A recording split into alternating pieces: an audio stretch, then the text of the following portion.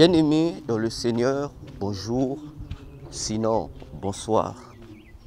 C'est toujours moi, votre humble serviteur, le docteur Véracité KTN. Nous bénissons ces instants dans le nom de notre puissant et sauveur, Jésus-Christ. Nous venons ici pour cette nouvelle rubrique, beaucoup attendue par plusieurs d'entre vous. Le ciel est réel, mais attention au témoignage sur le ciel.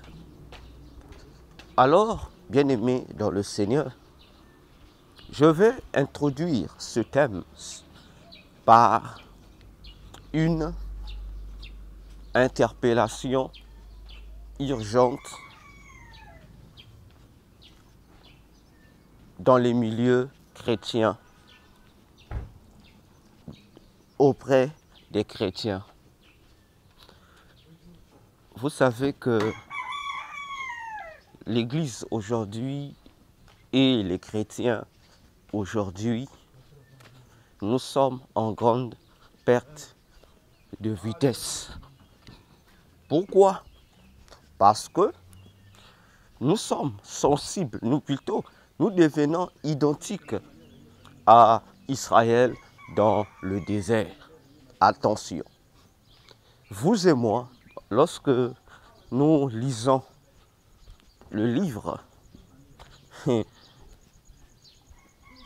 l'Exode d'Israël, on insulte les Juifs, n'est-ce pas?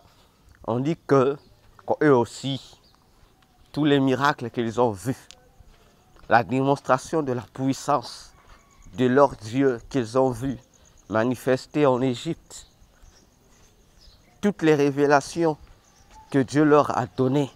Mais comment eux, les Juifs, pouvaient-ils être ainsi des têtus, des gens au cou raide? Comment? C'est incroyable, frère. Mais vous oubliez un fait que l'apôtre Paul a aussi dit, que les choses qui se sont passées avec Israël là, ayant été mises en écrit, c'est pour nous servir d'exemple. Nous, les chrétiens en Christ. Je précise toujours les chrétiens en Christ. Parce que il y a des chrétiens qui existent, mais qui ne sont pas en Christ. Ils sont en autre chose pour les uns et pour les autres en une autre personne qui n'a rien à voir avec Christ. N'est-ce pas, bien-aimé? Et les mêmes erreurs commises par Israël tout le long de leur pèlerinage dans le désert, qui a causé la mort de la grande, disons, la mort de toute la génération délivrée de l'Égypte. Non seulement leur mort, mais également qui a fait qu'ils soient sanctionnés par Dieu d'une sanction les privant de la terre promise. Parce que leur rébellion, due à leur incrédulité vis-à-vis tant des prodiges, des miracles et des révélations de la parole que le Seigneur leur a donnée. Autrement dit, le non-respect. Non seulement le non-respect, mais la non-surveillance et observation des différentes lois que Dieu leur avait données, qui constituaient à la fois leur survie et leur avenir, ainsi que leur boussole pour leur futur. Mais eux, tellement qu'ils étaient emportés par les réalités qui les entouraient, tellement qu'ils étaient troublés par les différents faits sociaux dont ils étaient victimes tout le long de leur pèlerinage, ils oubliaient cette parole-là. qui était la clé de toute leur vie, qui était la clé de toute leur survie et qui était la clé du futur de leur progéniture, de leur nation et d'eux-mêmes. C'est la même chose qui se passe avec nous aujourd'hui. Parce que l'Église, tout comme Israël, nous sommes en pèlerinage sur la terre, n'est-ce pas? Qui est le symbolisme de notre désert. Mais combien sont ces chrétiens aujourd'hui, frères et sœurs, disons-le clairement, qui observent la parole de Dieu, qui est pourtant à la portée de tout le monde. Oui, oui, la Bible est à la portée de tout le monde. Mais combien sont les chrétiens qui veillent à ce que Dieu a dit dans la Bible? Combien sont ces chrétiens-là, même dans les églises, même parmi les ministres de Dieu, les prédicateurs, les enseignants de l'évangile? Combien sont ceux-là qui veillent sur cette parole? Nombreux ne veillent pas sur la parole, mais aiment enseigner cette parole-là. Oui, parce que prêcher la parole, enseigner la parole, exhorter devient juste une formalité. Je prends juste un thème, je viens enseigner. Mais le problème, ce n'est pas juste prendre un thème enseigner. Le problème, c'est observer ce qui a été inscrit dans la parole de Dieu. Observer les commandements de Dieu. Observer les prophéties de Dieu. C'est ce que Dieu attend de chaque chrétien. Voyez-vous? Et si je monte encore, c'est la même erreur qui a fait que Israël ne comprenne pas l'heure de sa visitation divine, caractérisée par la venue de Dieu dans un corps humain en la personne de Jésus-Christ de Nazareth. C'est la même chose, parce que les pharisiens, les sadducéens, les scribes et les rabbins qui se sont substitués aux missions que Dieu a données aux sacrificateurs d'enseigner toute la parole de Dieu à son peuple. Non seulement d'enseigner, mais de montrer au peuple comment y veiller et donner au peuple des explications claires sur cette parole-là. Les pharisiens, eux, ont bouleversé les choses. Pourquoi et comment? À cause de leur soi-disant connaissance extra-biblique que eux ils appellent aujourd'hui la théologie, les écoles pastorales, les universités bibliques, les centres de formation soi-disant bibliques, alors que ce ne sont que des théories pompeuses qui n'ont rien à voir avec ce qui concerne réellement la parole de Dieu. Alors, quelle est la conséquence? Lorsque le moment était arrivé pour leur salut, pourtant attendu longuement, et qui attendait le Messie, leur loi avait pourtant bien précisé les temps et le moment où ce Messie devait arriver. Les prophéties étaient claires. Mais lorsque ce temps est arrivé, eux qui étaient les soi-disant gardiens de la parole de Dieu, tout ce monde-là que vous connaissez, ont été incapables de le comprendre. Au contraire, ce sont les gens qui n'avaient rien à voir avec ces prophéties de Dieu, qui sont venus expliquer encore aux gardiens de la loi de Dieu l'accomplissement de cette loi. Les mages. Nous sommes dans Matthieu 2. Lorsque les mages arrivent, les mages ont commencé à crier sur tous les toits juifs pour dire où est le roi des Juifs. qui vient de naître. Voyez-vous, ces déclarations des mages qui venaient de la Perse, aujourd'hui l'Iran, bien aimé, a interpellé tous les sacrificateurs, les souverains sacrificateurs, les anciens du peuple, les scribes, tout ce monde, en fait, tout le corps ecclésiastique juif. Et c'est encore un païen. Écoutez-moi bien, c'est encore un païen. Hérode, qui va encore poser la question à ce corps ecclésiastique pour leur demander, est-ce que ce que disent ces étrangers-là, ces mages, est-ce vrai que c'est à cette époque où nous sommes là que le Messie devrait-il naître? Et la Bible dit, sous l'initiative d'Hérode, frère, imaginez-vous la gravité.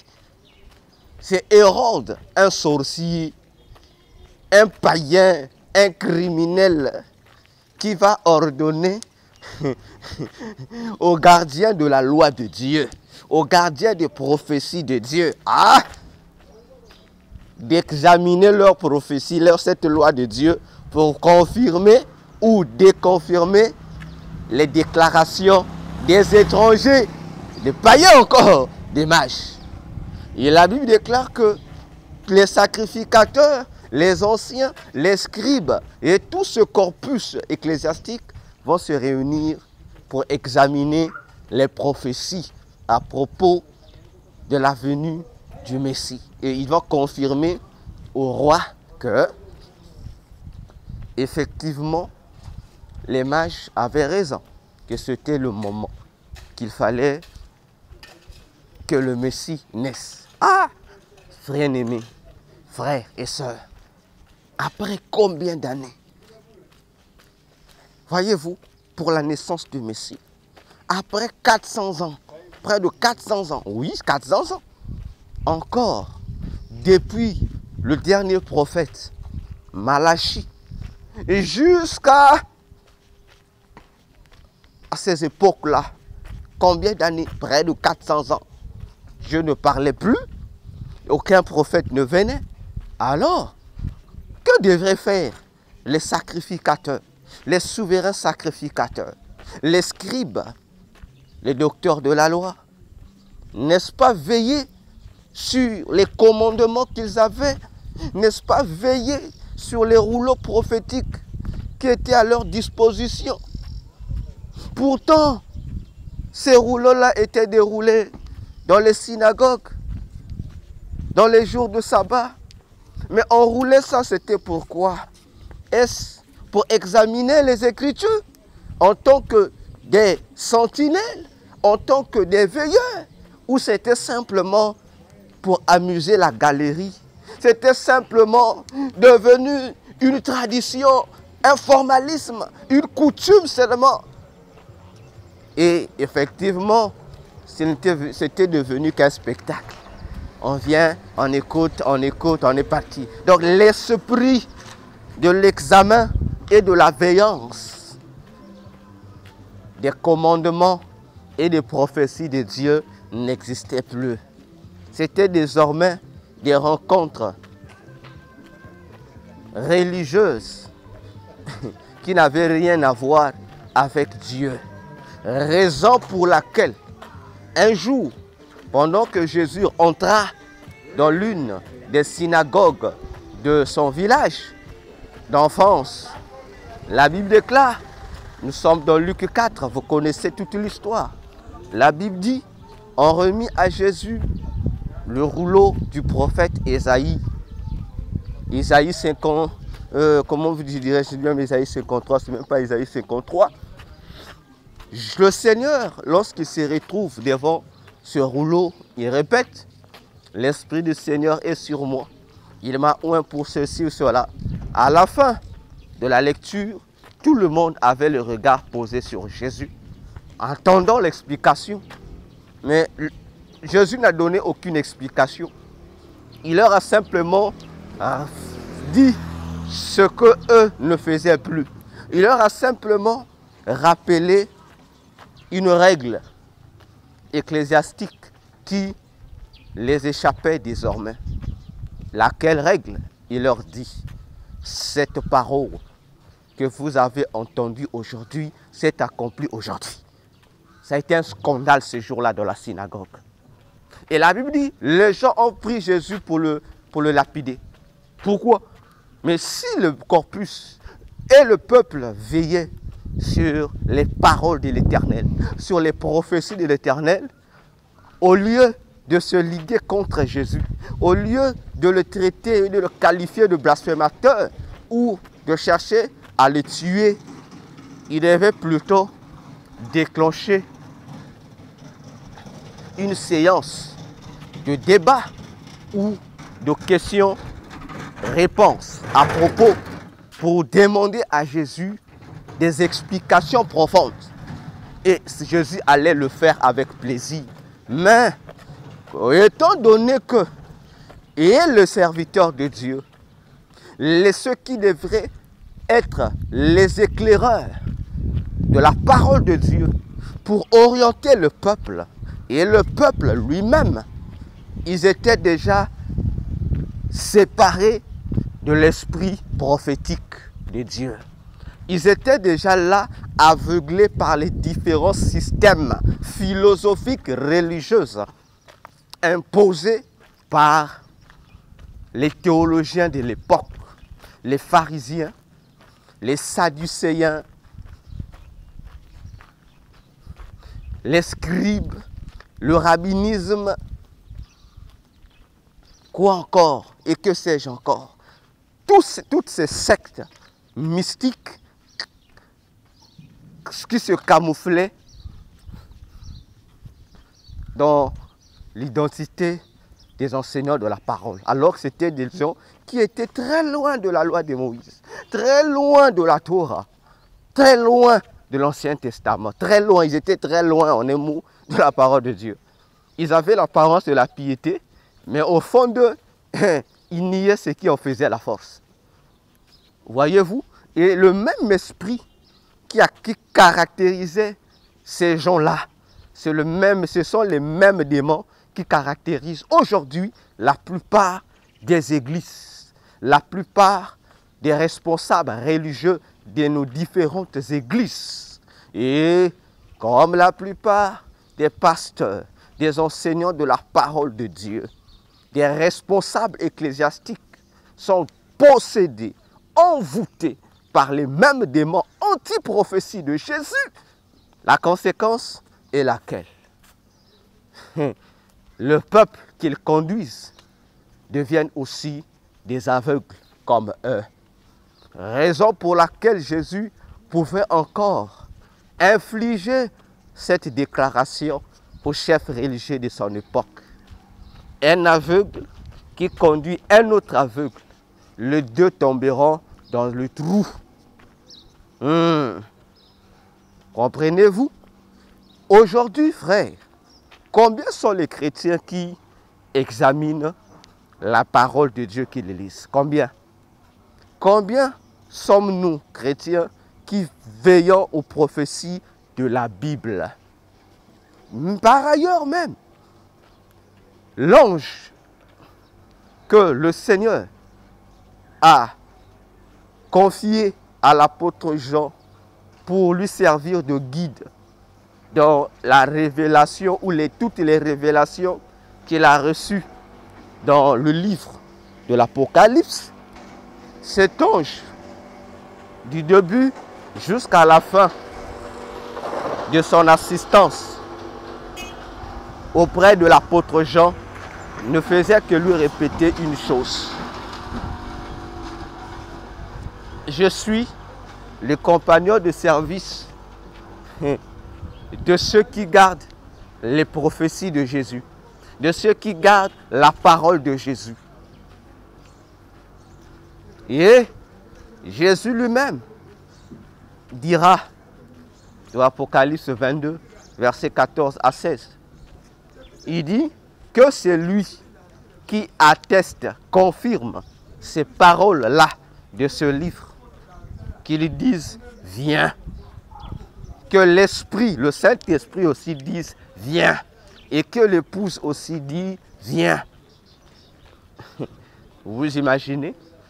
Donc, c'est lui qui veille sur ce que Dieu a dit dans sa parole.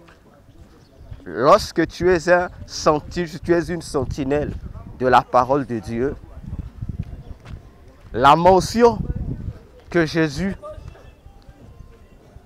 met dans ton cœur, que toi tu dois signifier ou signer comme signature pour confirmer ton identité de sentinelle de sa parole ou de sa prophétie ou de ses prophéties, c'est confesser pour dire à Jésus, Seigneur, viens. Je ne sais pas si vous avez compris. Donc lorsque tu lis un verset de la Bible, en conclusion, tu dois dire, Jésus, reviens ou viens. Pourquoi cette connotation? Parce que dans Matthieu 24, à partir du verset 30 jusqu'au verset 35, le Seigneur a fait une description panoramique des différentes réalités, des différents événements à tous les niveaux mondiaux, tous les niveaux mondiaux, dans tous les secteurs d'activité, en disant qu'il y aura crise sur crise, trouble politique sur trouble politique, famine sur famine, destruction sur destruction, pollution environnementale sur pollution environnementale, maladie sur maladie, épidémie sur épidémie, et que sais-je encore. Mais quelle a été la conclusion de Jésus? Pourtant, nous sommes encore ici très nombreux dans les milieux chrétiens, dans nos différentes églises, à parler de Matthieu 24. N'est-ce pas? Matthieu 24, Matthieu 24, Matthieu 24. Mais Matthieu 24 contient toute une série de descriptions des événements. Et il a une conclusion que Jésus a faite lui-même. Et quelle est la conclusion que Jésus a faite pour sauvegarder, préserver et donner des mesures tant préventives que curatives à ses disciples? Jésus leur a dit, lorsque vous verrez toutes ces choses s'accomplir, que vos cœurs ne se troublent point. Premier élément que Jésus donne, que vos cœurs ne se troublent point. Mais à la place du trouble, de l'inquiétude, du tourment, il dit, soyez heureux parce que ces choses-là, ces différents malheurs qui s'abattront dans le monde, dans nos pays, dans nos sociétés, dans nos nations, donc pendant qu'ils vont tourmenter le reste du monde, mais vous qui êtes mes disciples, c'est pour vous des indices de joie, parce que ces événements tristes, ces événements alarmoyants, ces événements qui blessent, qui font saigner les cœurs, sont des indices qui annoncent que votre délivrance à vous, mon Église, à vous, mes disciples, est proche. Alors, quelle est la délivrance que nous, l'Église, nous attendions? Si ce n'est pas la libération de notre corps mortel en un corps incorruptible, immortel, pour que nous ayons la capacité d'aller à l'enlèvement. C'est ce que 1 Corinthiens 15 nous explique, du verset 40 jusqu'au verset 50, que le jour de l'enlèvement de l'Église, c'est ce jour-là que s'effectuera cette délivrance de notre corps corruptible en un corps incorruptible pour nous donner accès à l'enlèvement de l'Église. Alors toi, chrétien, comment se fait-il donc que tu sois là à être tourmenté vis-à-vis des différents événements malheureux qui s'abattent sur le monde? Les troubles, les tensions, les maladies, les guerres, les injustices dans toutes les nations. Pourquoi toi tu te plains? C'est simplement parce que les plaintes que tu manifestes là, mais regarde même ta manière de réagir face à ces événements, ce n'est pas une manière des enfants de Dieu. Parce que face à ces différents événements qui attristent le monde entier, on verra que la plupart des chrétiens commencent à émettre des faux raisonnements à l'égard de Dieu. Seigneur, pourquoi? Ah, si Dieu existait, pourquoi ces différents malheurs? Ah Dieu, ah Dieu. Surtout lorsque nous faisons partie des victimes de ces malheurs, là encore, c'est plus grave. Et tous les raisonnements évoqués sont des raisonnements qui nous désorientent de ce que le Seigneur nous a prévenu et nous a donné comme remède. Alors, lorsque je vois à travers le monde, en écoutant à la radio, en suivant les réseaux sociaux, voyons ces différentes réactions des enfants de Dieu, je comprends simplement que la plupart de ces enfants de Dieu sont des chrétiens qui ne veillent pas sur la parole de Dieu. Ce sont des chrétiens, qui vont à l'église, qui font tout, qui enseignent même la parole de Dieu, mais sans pour autant veiller sur la parole qui est entre leurs mains. C'est compliqué, hein? Donc c'est le même esprit de l'anti-observation de la parole qui nous caractérise aujourd'hui. Le même esprit qui nous caractérise. Parce que on prétend aimer la parole, on prétend lire la parole, on prétend la méditer, mais au fond, nous trompons le public. Au fond, ce n'est pas ce qui est fait. Nous sommes semblables aux élèves. Tu le vois chaque soir avec son cahier. Il donne l'impression qu'il est en train d'étudier ses leçons. Oui, il donne cette impression-là. Vous dites, ah, ça c'est un bon élève. Mais pour comprendre et savoir si c'est un bon élève, ou s'il est véritablement en train d'étudier ses leçons, il faut prendre son cahier de cours ou il faut prendre son support didactique, pose-lui les questions, interroge-le. Et c'est là où on saura s'il est en train de lire ou s'il est en train de nourrir seulement les yeux ou de faire autre chose. C'est la même chose avec les chrétiens. Et cela démontre, comme je répète encore, que tous les chrétiens qui se plaignent des malheurs qui s'abattent sur la terre et qui en ont même fait un culte, chaque fois qu'il y a tuerie dans tel pays, chaque fois qu'il y a crise dans tel pays, tu vois ces chrétiens commencent à se lamenter sur les réseaux sociaux. Et les lamentations poussent à dire des choses qu'il ne faut pas dire à l'égard de la Bible.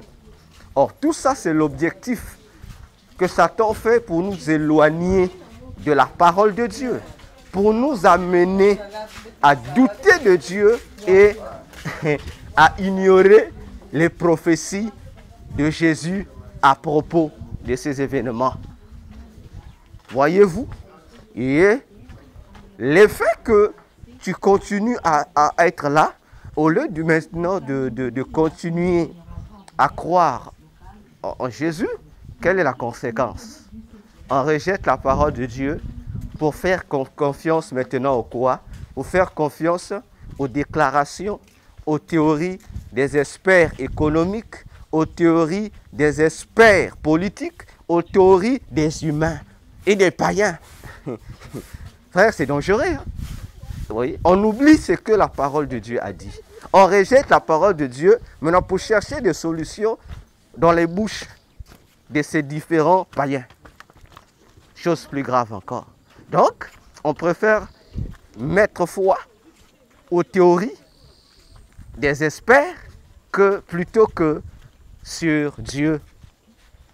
Donc, pour les situations qui nous tourmentent, on cherche maintenant les théories des experts. Surtout pour les questions de l'Afrique. Je vous dis, et je ne cesserai de le répéter. Ah, l'Afrique, il y a des gens qui empêchent l'Afrique de se développer. L'Afrique, qu'est-ce que tu veux nous faire? On doit faire ceci pour l'Afrique. Mais la question que j'ai toujours posée aux gens, avant de parler de ça, interroge ton Dieu, interroge la parole de Dieu. Qu'est-ce que la parole de Dieu a dit à propos du développement ou du non-développement de l'Afrique? Voyez-vous, on rejette la parole pour faire confiance aux experts de ces différents domaines de la vie. N'est-ce pas? Et ces experts aussi multiplient des conférences, des émissions qui sont propagées, qui sont promotionnées à travers le monde sur les masses médias, sur les réseaux sociaux et que sais-je encore. Tout ça, c'est une attaque contre la foi des chrétiens. Bien sûr, c'est une attaque contre notre foi, mais nous ne nous en rendons pas compte. D'ailleurs, il y a même des chrétiens aujourd'hui, même des pasteurs qui vous diront en pleine chair, oui, ce qui se passe en Afrique, je suis chrétien, mais je suis aussi africain. Donc, j'ai aussi des valeurs africaines. Frère, bon, réfléchissons ensemble. Lorsque tu dis ça, que tu es chrétien, mais tu es aussi africain et tu as aussi des valeurs africaines. Bon, qu'est-ce que tu veux dire en un mot?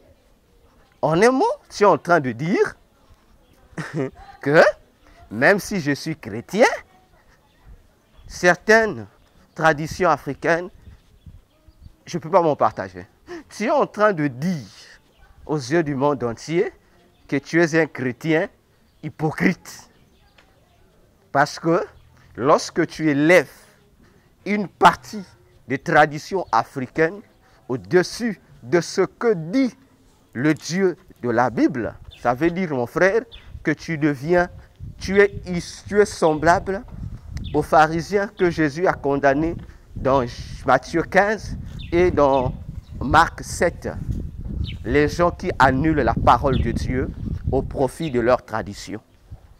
Qu'est-ce que ton identité africaine vient-elle faire devant ton identité chrétienne?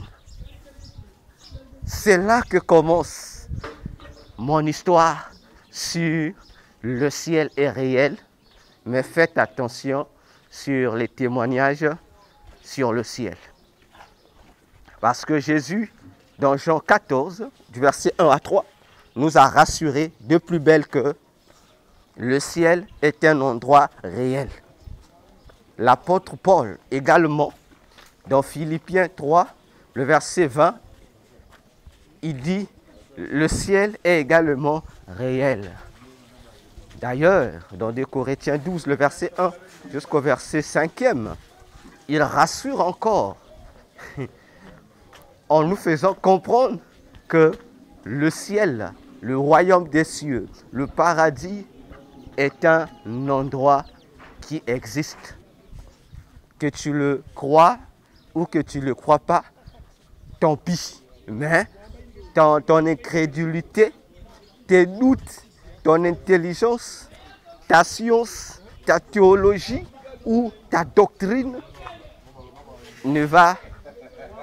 n'empêche pas, n'entérine pas cette vérité. La chose, le royaume des cieux existe. Voyez-vous, ça existe. C'est pour rassurer encore quelqu'un ce matin, en ce jour du 16 février 2024, que, mon frère, que les malheurs, les famines, les bouleversements climatiques, les troubles politiques, les manifestations qui frappent ton pays, ta ville ou un autre pays quelconque dans le monde ne puissent pas t'éloigner de la boussole qui va te conduire au ciel. La parole de Dieu, c'est la vérité. C'est le seul livre qui dit la vérité. C'est le seul livre qui n'a pas de thèse et d'antithèse, la Bible. Et le diable, là où il est, il sait que c'est la vérité. Vois-tu?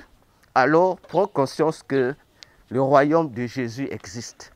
Ce n'est pas un royaume mythique, mais c'est un royaume qui est vrai, qui existe. Oui, oui, c'est un royaume qui existe. Combien même il y a des hommes de Dieu, des églises, qui disent que le royaume des cieux ne peut pas être localisé. Ce n'a pas une localisation géographique. Là aussi, il y a un problème, parce que la Bible que nous lisons, dans cette Bible, Dieu lui-même nous a donné la localisation du royaume des cieux. De manière géographique, c'est précisé dans la Bible. Sa position géographique existe dans la Bible. Alors, comprenons que le ciel est réel, mais il faut faire énormément attention avec les différents individus, des hommes, des femmes, des frères, des sœurs, des serviteurs, des servantes, des hommes et des femmes de Dieu qui viennent maintenant devant nous pour nous dire « J'ai été au ciel, j'ai vu Dieu au ciel, un ange m'a mené au ciel, des anges m'ont transporté au ciel, j'étais au paradis. » Mon frère, ma soeur, cher abonné YouTube, faites attention avec ces témoins du ciel. Car tout témoin du ciel qui se présentera devant vous, avant de le croire, il faut lui faire passer au scanner de la parole de Dieu. Mais pour le faire passer au scanner de la parole de Dieu, toi qui dois faire ce travail d'analyste, toi qui dois jouer le rôle d'interrogateur, il faudrait que tu connaisses aussi ce qui est écrit dans la parole de Dieu à propos de ce que raconte le témoin ou la témoin du ciel. N'est-ce pas? Parce que un juge ne peut pas juger quelqu'un si par rapport à ses dits ou faits et gestes, si le juge ne connaît rien de la loi, ça serait un danger. Il faut d'abord que le juge ait connaissance de ce que la loi dit à propos de tel acte, à propos de tel geste, à propos de telle réaction. Et c'est à partir de cette connaissance acquise de la loi que le juge pourra prononcer une déclaration devant les dires ou par rapport aux dires du témoin. Alors, bien-aimés, je vous invite maintenant là à ne plus perdre de temps à être scotché sur les différentes chaînes d'information, des journaux, des réseaux sociaux. Prenons, mais dispose le temps à méditer la Bible que tu as, tout en demandant l'assistance de l'Esprit de Dieu qui doit te conduire dans toute la vérité selon Jean 16, le verset 13. Vois-tu? Parce que les réseaux sociaux ou les chaînes que nous suivons, frères, sœurs, t'informent sur les réalités du monde, c'est vrai, mais ne te disent pas la vérité.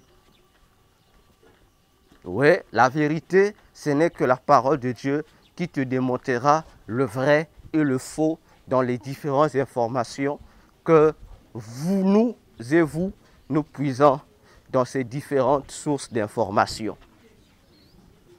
C'est pourquoi Jésus nous a envoyé le Saint-Esprit, pour que le Saint-Esprit nous informe, nous donne des informations sûres, des informations qui n'ont pas de peut-être, des informations qui n'ont pas de on dirait, mais des informations sûres et fiables. Parce que le Saint-Esprit sonde tout de Dieu et nous les révèle. Alors, frères, sœurs, il y a longtemps que tu n'es plus sur ta Bible. Ta Bible à toi, c'est maintenant ce qui sort seulement de la bouche du docteur Véracité, ce qui sort de la bouche du prédicateur, des pasteurs. En retour, tu ne prends pas le soin d'examiner ce que le docteur Véracité dit ou ce que les autres enseignants de la parole enseignent. Tu ne vérifies pas, tu crois tout. Tu es celui que nous, à l'école, on appelait des gobeurs universels. Des gens qui croient tout, des gens qui acceptent tout, mais ils ne vérifient rien. Non, j'ai toujours dit à tous ceux qui m'écoutent, à tous les disciples que j'ai formés et que je continue à former, ne croyez jamais bêtement à ce que j'enseigne. Lorsque je dis quelque chose, allez vérifier dans la parole vous aussi. Bonjour. Vérifiez dans la parole. Et si vous trouvez qu'il y a une énigme, un flou, ou il y a quelque chose que j'ai dit qui n'est pas correct, venez vers moi. C'est ce que je fais. Contrairement à plusieurs hommes de Dieu qui n'aiment pas ça, qui imposent ce que j'ai dit, il faut se me croire. Si tu dis, mais pasteur, ce que tu as dit ici, par rapport à contre, il te dit non, tu veux me montrer quoi? Alors que non, la Bible nous demande, nous devions examiner chaque jour tout ce qu'on nous enseigne. Même si c'est un ange qui descend du ciel, qui vient t'enseigner, qui vient te donner cette révélation, cet ange-là doit s'appuyer, ce qu'il dit doit avoir des fondements dans la Bible. Même si, je le dis, il existe certains faits réels qui ne sont pas mentionnés dans la Bible, mais nous trouverons toujours dans la Bible un indice qui va nous orienter vers cette chose-là. Voilà ce que j'ai souvent l'habitude d'appeler la magie de la Bible. Un livre qui dit tout, mais qui ne dit pas tout. Donc un livre qui a tout dit, mais qui n'a pas tout dit. Voyez-vous? Donc, pour cette première partie, j'ai voulu poser ces fondements pour que lorsque nous allons maintenant toucher la partie de l'alerte, de la mise en garde contre les différents témoignages que nous écoutons de ceux qui reviennent du ciel. Frère, je ne reviendrai plus pour parler du ciel. On va maintenant prendre certains détails de ces témoins du ciel-là et on va les examiner à la lumière de la parole de Dieu. Comme j'ai toujours l'habitude de le dire, je n'ai pas peur de parler sur le ciel parce que je connais le ciel. J'y ai été et je sais c'est quoi le ciel. Je sais c'est quoi la vie après la mort. Je sais qui est Satan, je sais qui sont les démons, je sais qui sont les anges. Donc, je ne peux pas trembler devant quelqu'un qui a quitté quelque part pour nous dire j'étais au ciel, au paradis, ou j'étais mort, j'étais au séjour de mort. Bon, comme certains disent souvent, hein, j'étais en enfer, tout ça. Lorsque tu vas parler, mon frère, ma soeur, toi le témoin du ciel, j'ai entre mes mains la Bible. Donc lorsque tu me diras que au ciel, j'ai vu un tel. Oh, moi je te regarde, je sais que tu as menti. Tu mens? Alors que Dieu vous bénisse. À nous retrouver tout à l'heure. Cliquez simplement sur la deuxième partie de cette émission pour avoir la suite. Merci pour votre attention. Prends ta Bible pour suivre cette deuxième partie. Examinons ensemble chaque mot que je vais dire. Notez pour que vous ayez le temps vous-même d'examiner ce que je dis dans la parole de Dieu qui est contenu dans la Bible que tu as même dans ton téléphone. Que Dieu vous bénisse.